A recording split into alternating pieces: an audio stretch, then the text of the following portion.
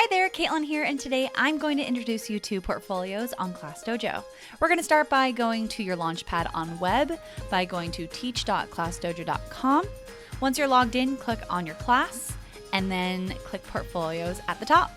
The first thing you're going to want to do is choose a student login method. You can use a QR code, which is great if you have camera-enabled devices.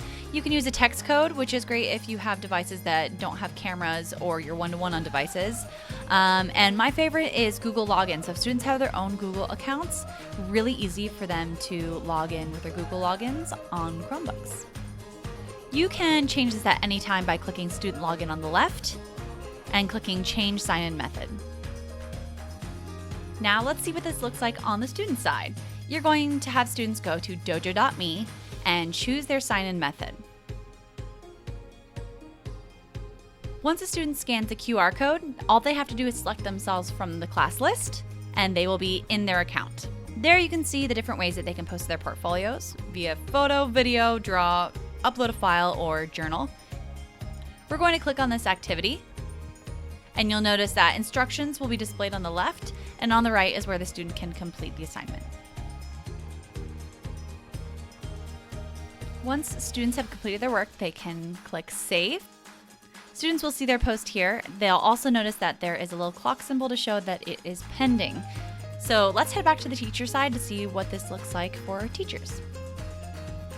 All right, back on the teacher side, I can see that I have one portfolio post that is pending approval. I know this because there is a little banner at the bottom that tells me that, which is really nice because I can click Approve All if it's something that I just want to quickly approve. Or I can notice here on this post, it has a little yellow bell notification letting me know this is a pending post. Let's take a look at it and approve this post. As soon as you approve a post, families can log in on their side of the account to see that work as well. Now that I've approved this post, I can like it and I can add a comment, probably some awesome feedback that I can share with the student that I also want families to see. And that's it. Now you can see that I have one post. You can see that 1 of 23 have been submitted for this activity. I have 1 approved, 0 pending, and 22 still to go. And that's it. Adding to portfolios is super simple, whether you're creating an activity or students are just submitting work on their own. It's a great way to have students engaged, to share with families what's happening in the classroom, and we hope that you have so much fun sharing things in portfolios. Bye.